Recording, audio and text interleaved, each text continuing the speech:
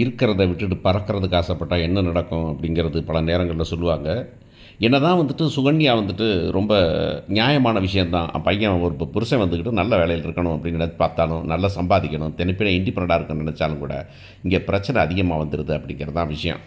So இவங்க எல்லாமே வந்து பண்ணிருக்காங்க, வந்து கேட்குறாங்க அவங்க, எங்கடா கடை வச்சிருக்கீங்கன்னு கேட்குறாங்க. உடனே பழனிசாமி எனக்கு ஒன்றும் தெரியாதுக்காங்கிறாரு. என்னடா ஒன்றுமே தெரியாதா அப்படின்னா, ஆமாம் ஒன்றுமே தெரியாதுக்கா, எங்கே வச்சுருக்காங்கன்னு தெரியாது, கடை வைக்கிறேன்னு சொன்னாங்க அவ்வளவுதான் அப்படின்னு சொல்லும்போது, கதிர்லாம் வந்துட்டு உலகமே சுற்றி வர்ற மனுஷன், சரவணன் எங்கே வேணாலும் போகிறவன் மனுஷன், செந்தில் கவர்மெண்ட் எம்ப்ளாயி, எல்லாருக்குமே வந்துக்கிட்டு அந்த கடை எங்கேயுமே தெரியல, எங்கே நடக்க போகுது, எங்கே வைக்க போகிறாங்கன்னே தெரியலைங்கிறது வந்துட்டு ஒரு சஸ்பென்ஸாக இருந்தாலும், பழனி சொல்கிறார், இங்கே பாருங்கள் எதுனாலும் சரி தான், நீங்கள் எல்லோரும் கட்டாயமாக வந்தாகணும், எனக்கு வந்துட்டு அண்ணனும் அந்த அக்காவும் மச்சானும் வந்து அங்கே இருந்தால் தான், மாமன் இருந்தால் தான் எனக்கு வந்து கடை திறந்த மாதிரி இருக்குன்னு, நாங்கள் வந்துடுறோம் மாமா அப்படின்னு எல்லோரும் சப்ஜாராக கிளம்புறாங்க அப்படிங்கிறத பார்க்குறோம். இப்போ இவங்க கிளம்பும்போது வந்துக்கிட்டு பார்த்தீங்கன்னா அவரை கூப்பிட்றாங்க, மிஸ்டர் பாண்டியன் கூட, பாண்டியன் வந்து நீங்கள் போங்க வரேன் என்ன போங்க, போகலாம் போங்க எங்கே போகிறோன்னு சொல்லிட்டு வாங்க, எங்கன்னு சொன்னானா, எங்கே அட்ரஸ் சொன்னானா அப்படின்னா, அட்ரஸ் அவனுக்கே தெரியலையா, என்ன போமா, சரி நீ கேட்டு சொல்லுங்கள், ஃபோன் பண்ணுறாரே கதிர், இல்லை சரவணா நீ ஃபோனை பண்ணி சொல்கிறா அப்படின்னு அவர் சொல்கிறாரு. உடனே சரிங்கப்பா அப்படின்னு சொல்லிட்டு இங்கே கிளம்பிக்கிட்டு இருக்காங்க. இங்கே எல்லோரும் கிளம்புறாங்க. கிளம்பும்போது வந்துட்டு அக்கா வாங்க போகலாமா, இல்லை நாம் போகலாங்க, அவங்களோட போய் முதல்ல கடைக்கு போகலாங்க அப்படின்னு சுகன்யா வந்து சொல்லுது. ஏம்மா அம்மா அக்கா மாமாவோட போகலாமா அப்படின்னா, இல்லை அவங்க மாமாவெல்லாம் ஆசைப்படுறாங்க, அவங்க அண்ணன்லாம் நினச்சிட்டு இருப்பாங்கல்ல, நம்ம போய் நம்ம கடை திறக்கிறதுக்கு நம்ம போய் முன்னாடி நிற்க வேண்டாமா, வாங்க போகலாம் அப்படின்னு. அந்த பிள்ளைக்கு அவசரம், எப்படா போய் கல்லாப்பட்டியில் உட்காருவோம், நம்ம வந்து பணத்தை எண்ணுவோம் அப்படின்னு அந்த பிள்ளைக்கு அவசரம் கிளம்புது. கிளம்பி எல்லோரும் கிளம்பி போகிறாங்க. அங்கே போய் அவங்க அப்பத்தாலும் கூட்டிகிட்டு அப்பத்தாள் வந்து சொல்கிறாங்க, ஏம்மா நான் வந்துட்டு வரேம்மா, அக்கா மாமாலாம் வந்துருவாங்க மாமா அப்படின்னு சொல்லி கூப்பிட்றான். எல்லோரும் போகிறாங்க. போய் காரை விட்டு இறங்குறாங்க. இறங்கி வந்து பார்த்து கடையை பார்த்துட்டு நினைப்பிலே வரார் நம்ம பழனி. என்னமோ எங்கே போகிறாங்கன்னு தெரியலையே அப்படின்னு சொல்லிட்டு பறிச்சுட்டே வராரு. வந்து கடையை விட்டு இறங்கி பார்க்குறாரு. இறங்கி பார்த்து கடையை பார்த்துட்டு ஆப்போசிட் பார்த்து தெரியுது, அடப்பாவிகளா அப்படின்னு சொல்லிட்டு, ஏப்பா எங்கள் மாமி வீட்டு கடைக்கு பார்த்தீங்கன்னா என்ன நான் கடை இப்படி வச்சுருக்கீங்க அப்படின்னாக்க, என்னடா வச்சுருக்கிறேன் அப்படின்னா, இல்லை வந்துட்டு இங்கே வச்சுருக்கீங்க நீங்கள், மாமா கடை பக்கத்தில் அங்கே போய் கடை வைப்பாங்களா அப்படின்னாக்கா, ஏன்டா என்னடா பிரச்சனை, கடை வச்சா என்னடா ப்ராப்ளம், அதான் அவன் 10 ஒரு கடை வச்சுருக்கான், அதில் கிடையாது, முன்னாடியே நாங்கள் வச்சு கொடுக்கலாம், எவ்வளோ பெரிய கடை வச்சு கொடுப்போம் தெரிய வேணாமா அவனுக்கு அப்படின்னு சொல்லி மீசியை முருகனா, இதெல்லாம் தப்பு, அதெல்லாம் வேண்டாம் அப்படிங்கிறாரு.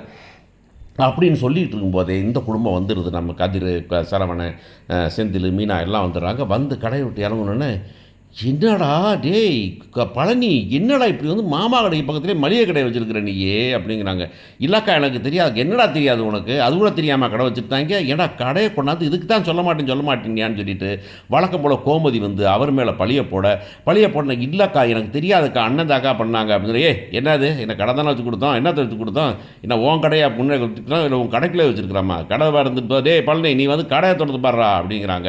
இருந்தாலும் ஏன்டா இப்படியாடா இத்தனை வருஷமாக வச்சு வளர்த்தது நீ பண்ணுற துரோகமாடா அப்படின்னு கோமதி வழக்கம் போல தான் வாய் ரொம்ப பேசுவாங்களே, அப்படி பேசுகிறாங்க. சரவணன் உடனே, ஏமாம்மா எப்படி மாமா இப்படி உணர்ந்து வச்சுருக்கிற நீ வாட்டில், ஏமாம்மா கடையில் இருந்து நாளாக வேலை பார்த்துருக்குற நீ, இந்த கடையில் இருந்துருக்கிற நீ, உனக்கு கஸ்டமர்லாம் தெரியும், நீ வாட்டில் இங்கே நான் கடை வச்சுருந்தீங்கனாக்கா வந்துட்டு அப்பாவுக்கு கஸ்டமர்லாம் குறைஞ்சிருவாங்கல்ல அப்படின்னா, டேய் கடையை வச்சு நல்லா வச்சா எவனா வந்து போடா, என்னடா உங்கள் கடை வளைக்கிறங்கிறதுக்காக என் தம்பி வந்து கடை வச்சுக்கூடாதா அப்படின்னு சக்திவேல் மிரட்ட அவங்க உடனே அடிக்க போகிறேன், தகராறு ஆகிக்கிட்டு இருக்குது.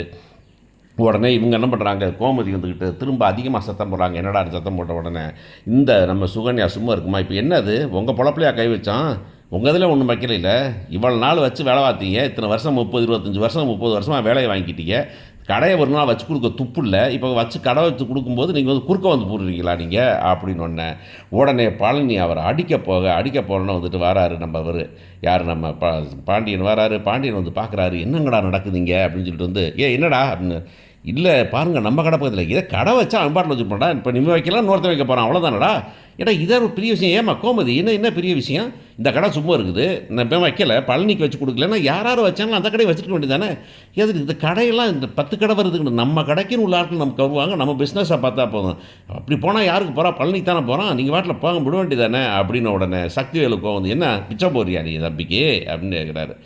உடனே கதிர் நிமிந்துக்கிட்டு போக அவன் வந்துட்டு நிமிந்துக்கிட்டு வர ஒரே ரசாபசமாகி போயிடுது. ரசவாசமாகி கடைசியாக வந்துட்டு, பாண்டியா அப்படின்னு சொல்லிட்டு பேச, உடனே வந்துட்டு அவருக்கு பாண்டியனுக்கு கோவம் வந்தோடனே, சரி அடக்கி வாசிங்கன்னு சொல்லிட்டு இருக்கும்போதே பாண்டியனை வந்துட்டு அவர் கோவமாக திட்டிப்புறாரு நம்ம சக்திவேலு திட்டினோன்னு வந்துக்கிட்டு உடனே கதிரை அடிக்க போகிறாங்க. இந்த நேரத்தில் நம்ம பழனி இருக்காரு, பழனி வந்துக்கிட்டு இந்த எதுவுமே வேணாம், நான் போகிறேன்டா சந்நியாசம், நான் பாட்டில் கல்யாணம் முடிக்காமல் இருந்தேன் நிம்மதியாக இருந்தேன் அப்படின்னு இந்த ஒரு சில ஆட்கள்லாம் உண்டு.